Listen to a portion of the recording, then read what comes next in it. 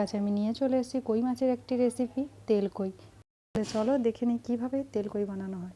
তেল কই বানানোর জন্য আমি 5টা কই মাছ নিয়ে নিয়েছি, তাতে কিছুটা পরিমাণে লবণ দিয়ে দিলাম। এরপর এতে আমি হলুদ গুঁড়ো কিছুটা দিয়ে দেব। 2 চামচ মতন সরষের তেল মাছের উপরে দিয়ে দেব। তোমরাও সরষের তেল অবশ্য দিও মাছে, নাহলে মাছ যখন গরম তেলে দেওয়া হবে মাছের চামড়াগুলো ফেটে যাবে। এবার মাছটাকে আমি ভালো করে মাখিয়ে নেব। মাছটা ভালো করে মাখিয়ে নেওয়ার পরে মাছটাকে 10 থেকে 15 মিনিট আমরা রেখে দেব। দেখো মাছ মাখানো হয়ে গেছে, আমি এবার এভাবে রেখে দেবো কিছুক্ষণের জন্য। তেল কইয়ের জন্য আমাদের মশলা লাগবে সর্ষে বাটা, জিরে বাটা, লঙ্কা বাটা, আদা বাটা, কাঁচা লঙ্কা চিড়ে, পেঁয়াজ কুচি।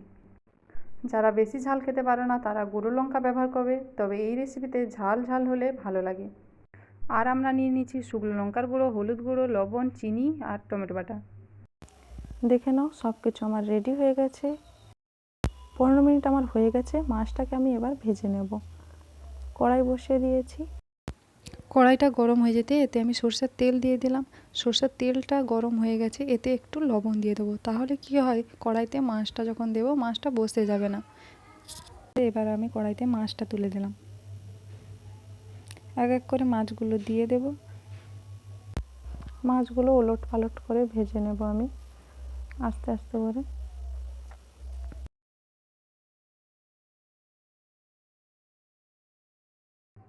দেখো মাছগুলো ভাজা হয়ে গেছে, এগুলোকে এবার আমি নামিয়ে নেব।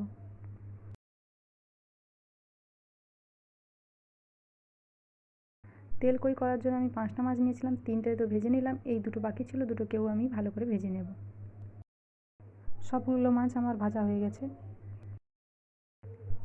এরপর আমি কড়াই বসে কড়াইটাকে গরম করে তাতে তেল দিয়ে দেবো। তেল গরম হয়ে গেলে পেঁয়াজ দিয়ে দিলাম। পেঁয়াজটাকে একটু লাল লাল করে আমি ভেজে নেব। দেখো প্রায় পেঁয়াজটা আমার লাল লাল হয়ে গেছে, খুব বেশি ভাজবো না, এইভাবেই ভাজবো।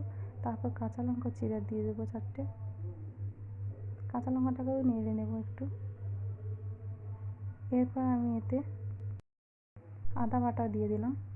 আদা বাটাকে একটু কষিয়ে নেব। এরপর লঙ্কা বাটা দিয়ে দিচ্ছি। তোমরা যেই পরিমাণে ঝাল খাও সেই মতে লঙ্কাটা দেবে।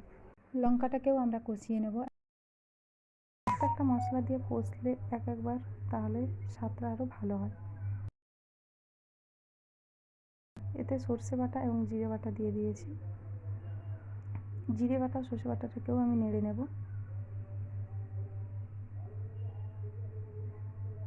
একটু কষে নেব। তারপর আমি টমেটো বাটাটা দিয়ে দিচ্ছি। টমেটো বাটাটাকেও আমি আবার দেখো কষিয়ে নিচ্ছি।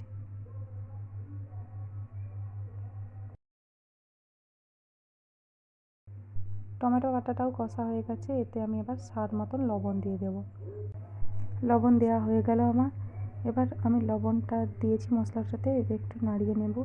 নাড়িয়ে নেওয়ার পরে এতে হালকা করে একটু জল দিয়ে দেবো, যাতে মশলাটা না বসে যায়। জল দিয়েও একটু নাড়াচাড়া করে নেব আমি। নাড়াচাড়া হয়ে গেছে।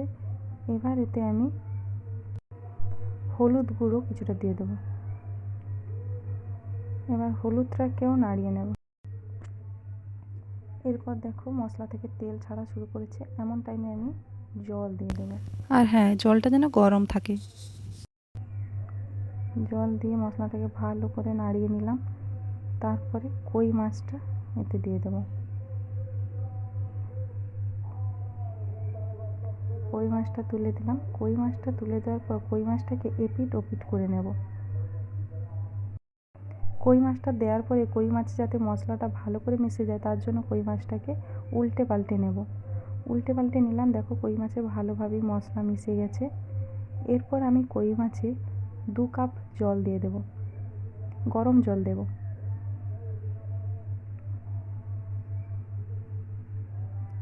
গরম জলটা দেওয়া হয়ে গেল। এরপর আমি একটু নাড়িয়ে নেব।